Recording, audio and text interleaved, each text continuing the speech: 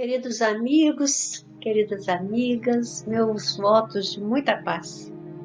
Este é o estudo do Evangelho da Federação Espírita do Estado do Espírito Santo. Estamos estudando o Evangelho segundo São João. Hoje vamos iniciar o estudo do capítulo 2. Analisaremos os versículos de 1 a 12. E esses versículos vão nos contar aquela história que todos conhecem das bodas em Caná da Galileia.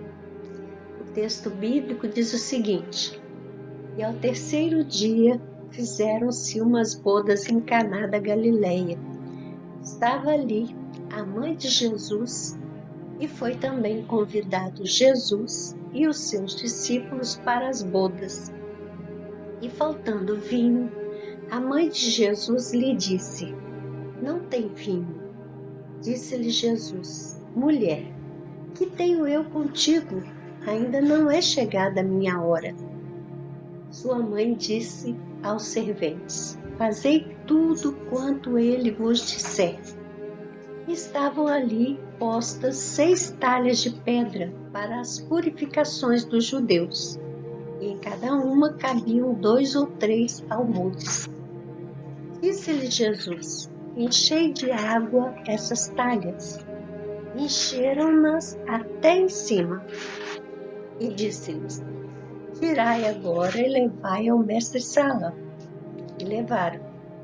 E logo que o mestre-sala provou a água feita vinho, não sabendo de onde viera, se bem que o sabiam os serventes que tinham tirado a água, chamou o mestre-sala ao esposo e disse: Todo homem põe primeiro o vinho bom, e quando já tem bebido bem, então o inferior.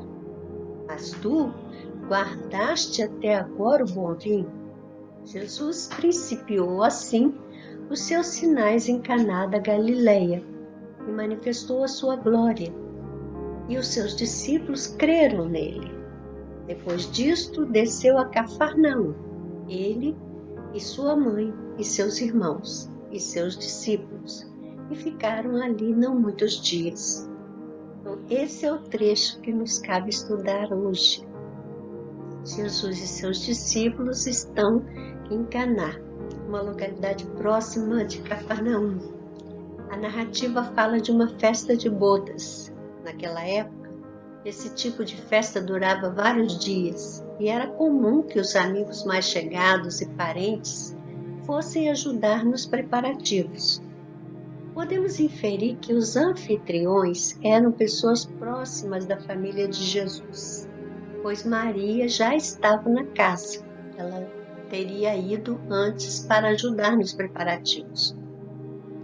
Quem convidava para a festa precisaria ter provisões suficientes para oferecer. Por isso, o fato de ter acabado o vinho seria constrangedor para o dono da casa.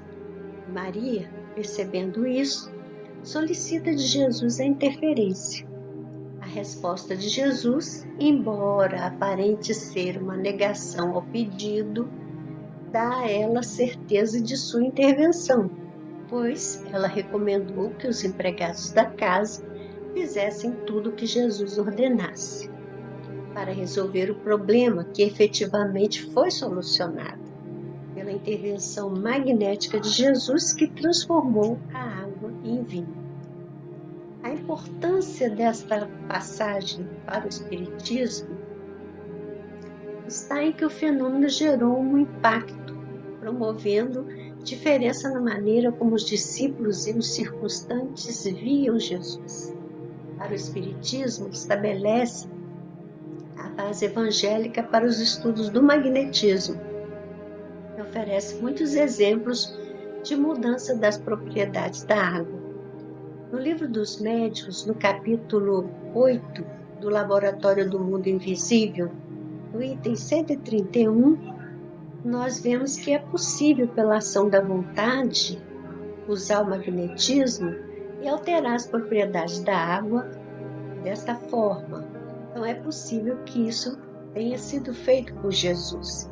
Mas também recomendamos, como muito importante, estudarem a Gênesis, o capítulo 15, item 47. Nesse texto, Kardec analisa o episódio.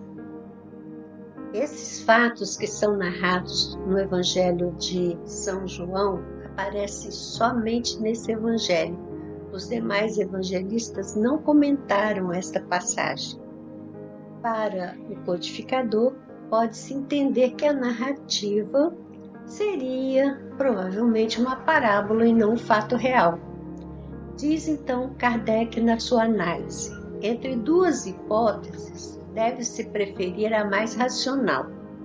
E os espíritas não são tão crédulos que por toda parte vejam manifestações, nem tão absolutos em suas opiniões que pretendam explicar tudo por meio dos fluidos.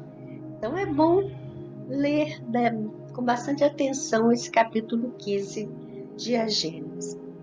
Mas nesse episódio também nós podemos destacar o simbolismo do vinho, que aparece muito em todos os registros da Bíblia. Lembrando que no Eclesiastes capítulo 9, versículo 7, está uma ordenação divina assim: vai, pois, come com alegria o teu pão e bebe com bom coração o teu vinho, pois já Deus se agrada das tuas obras.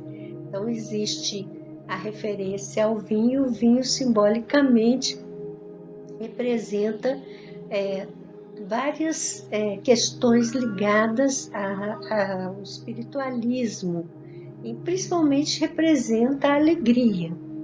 E isso está muito forte nos diversas ordenações bíblicas, a importância da alegria nesse serviço religioso. A respeito do significado espiritual da mensagem evangélica dessa passagem, vale a pena ler em Boa Nova, de Humberto de Campos, Psicografia de Chico Xavier, a lição 12. Então é uma lição que é bastante longa, mas vale a pena ler na íntegra.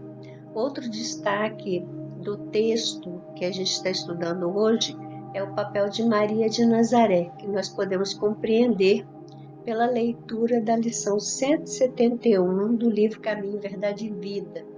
É um texto ditado por Emmanuel e a psicografia é de Francisco Cândido Xavier também. E esse texto de Emmanuel tem o título Palavras de Mãe, e é o comentário ao versículo 5 desse capítulo 2 que nós estamos analisando. Sua mãe disse aos serventes: fazei tudo quanto ele vos disser. A respeito desse versículo, Emmanuel comenta o seguinte: o Evangelho é roteiro iluminado, do qual Jesus é o centro divino.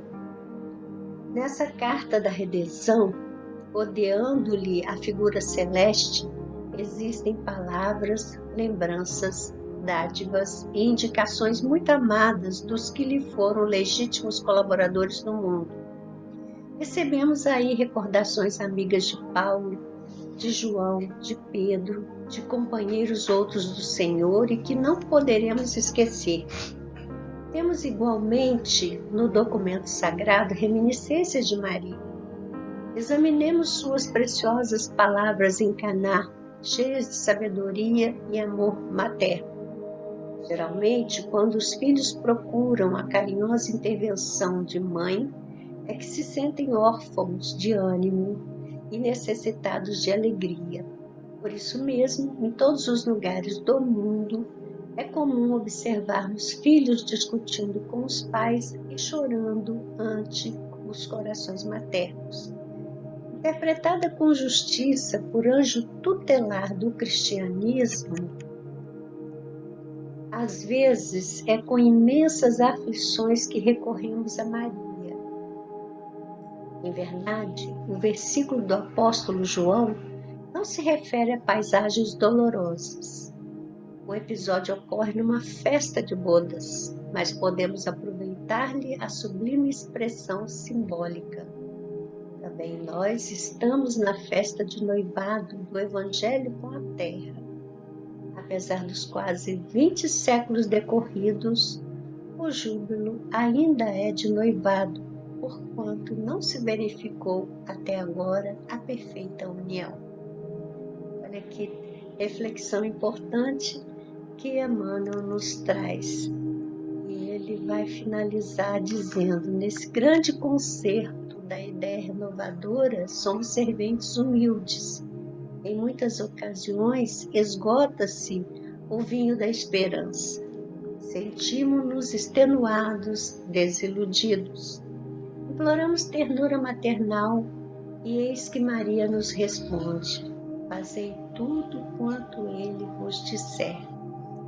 O conselho é sábio e profundo e foi colocado no princípio dos trabalhos de salvação. Escutando semelhante advertência de mãe, meditemos se realmente estaremos fazendo tudo quanto o Mestre nos disse. Ficamos por aqui hoje. Muita paz a todos. Até o nosso próximo encontro, se Deus quiser.